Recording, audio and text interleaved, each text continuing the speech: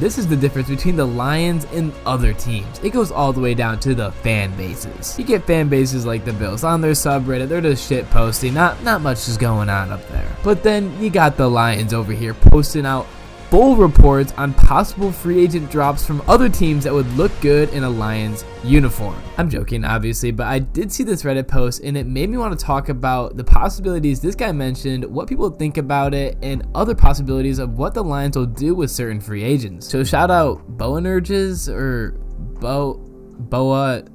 Bowen, I don't know. Bowen Urges, maybe? Shout out this guy for making the post. Hopefully you're not mad that I'm talking about it or if you'll ever even see this, but thank you. The first guy he brings up is Chargers tight end Gerald Everett, and I honestly really like this one. It's not like the Lions are just stacked in the tight end position. Sure, they have a good amount of talent, but both the guys are young. I still love the trade of Hawkinson. That was so amazing. Fuck Hawkinson. Alright, I'm sorry. I'm not going to rant about Hawkinson, but how did it feel to play some winning football with those frauds, Hawkinson? Man, you're disgusting. Ooh, that's a jump scare.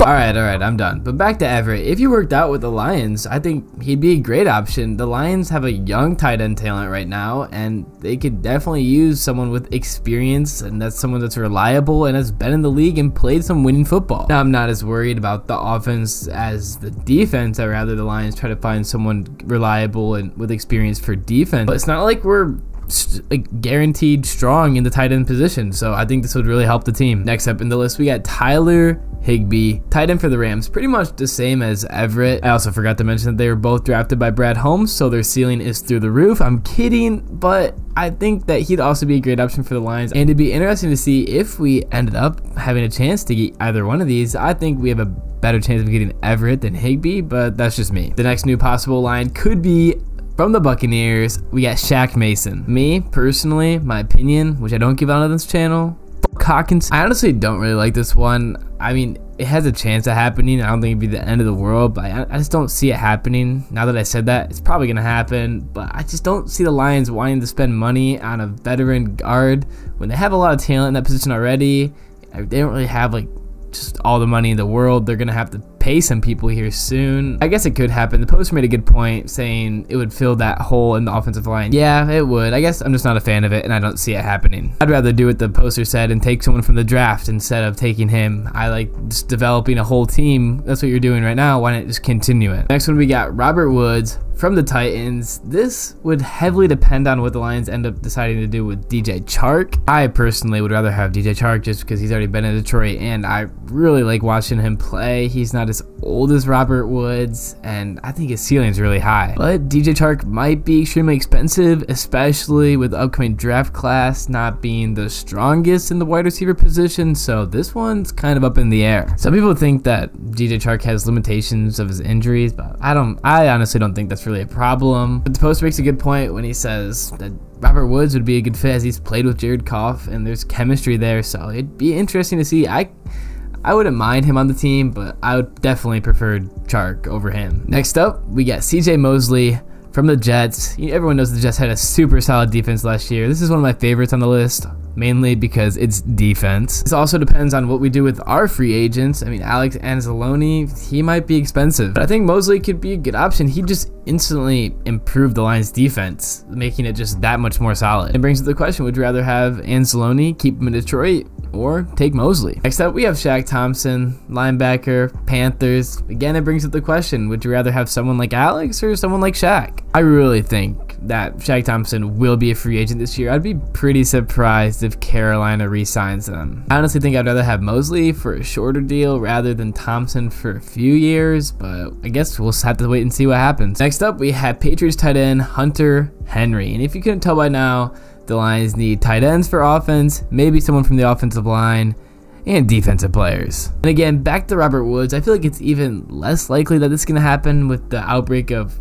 J-Mo coming out this season, which I'm really excited for. He had 2 touchdowns. Try to change my mind. Henry's another solid veteran tight end who can make plays and is reliable, so it's really just going to depend on what one of these tight ends are going to become available and which will sign for the right price. Next up, we have cornerback William Jackson III. Now, this is a great find by the poster, must have been buried deep. The Lions could get him for a great price. He'd instantly make the defense better, and his tape shows that he's good in coverage. Now, Jackson is not going to be an instant total fix for the Lions defense. He's not like a stellar cornerback by any means, and he puts up decent numbers, but he could just be a nice fair addition to the team.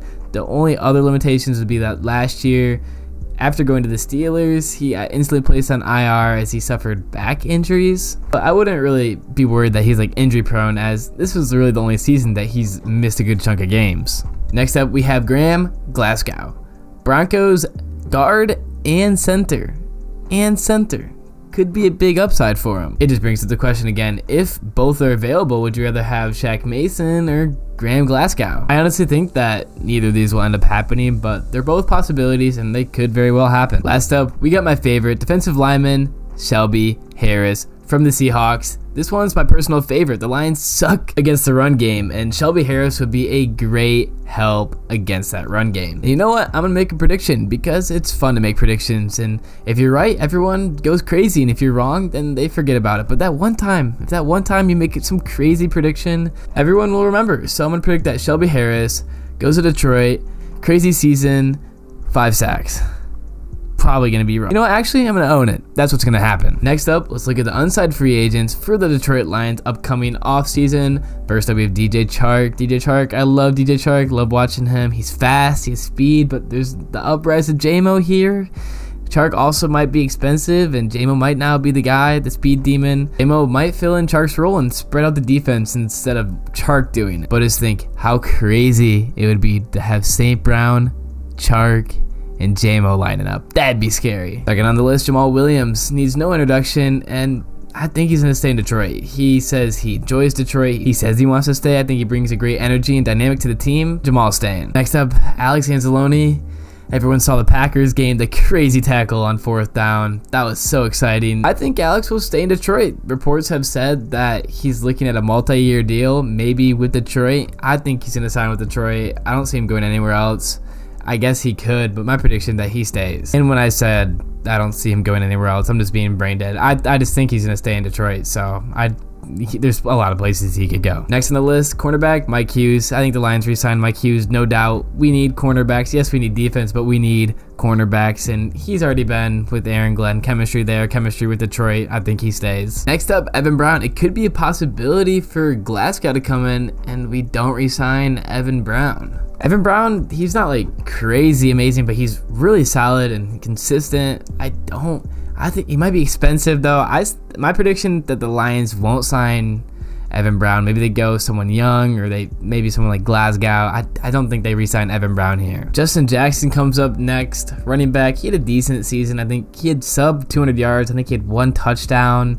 He did pretty well, but if the Lions decide to go for another running back to really solid up the trifecta of Williams, Swift, and then a third guy, I don't see Jackson staying. There's like 0% there if they're looking for another running back. But if they don't, they might re-sign Jackson just for the depth. I wouldn't be surprised. He's not like terrible, but he's not really anything amazing. My prediction is that he's gonna go, but I wouldn't be surprised if he stays with Swift and Jamaal just for that third, unless the Lions decide to go for something new. The next one on the list, John Kaminsky. I think the Lions will re-sign him. He's super solid this season. He's publicly said or hinted that he wants to stay in Detroit. He likes Detroit. I think Kaminsky definitely staying. Isaiah Buggs, again, I really think he's gonna stay. He says he wants to stay in Detroit long term. He had another great season. He shows that he can be good on defense, and that's what the Lions need. I think the Lions definitely re-sign Kaminsky and Buggs. Next, Will Harris. He played safety and cornerback this season. Now, I'd like to say that the Lions wouldn't keep him, but it's not like the draft is super strong for cornerbacks, but I still don't see him keeping Harris. It's not like he was unbelievable, and that's what the Lions really need for defense, so I wouldn't be surprised if the Lions take someone new to fill in his spot. Safety, Deshaun Elliott. I think the Lions, they're definitely, I think they'd rather keep Elliott over Harris, so that's why I think Harris maybe gets dropped and someone new comes in. Deshaun Elliott is pretty strong, and I think the Lions will definitely keep Elliott. Next up, Amani Awore. I think he definitely doesn't re-sign. He had a good 2021 season with his 6 picks, but He wasn't like phenomenal this season. That's what the Lions really need on defense, and I'm pretty sure he was benched a lot as well. I don't think he even started all the games, so I don't think Oruwariye stays. Out of the last 4, I really only know a lot, or at least a decent amount, on Austin Bryant. I know that he was injured a good amount this season. It's not like he had an amazing season. He's young. I feel like the Lions are like, yeah, I guess we could see one more year, but I honestly don't think they'll keep Austin Bryant as well. Now, with Nate Sudfeld, Josh Woods, and Chris aboard, I honestly don't have too many opinions about them. I feel like they could go either way. I don't really have anything crazy to say. I don't think the Lions will draft a quarterback, so I'm going to say Nate Sudfeld stays, Josh Wood goes, and Chris Board, he stays. Just kind of 50-50s in my opinion. But that's going to be the end of this video. If you guys enjoyed my content, I would really appreciate if you could like and subscribe. It really helps me out a lot. And once again, thanks for watching. Let me know what you think in the comments.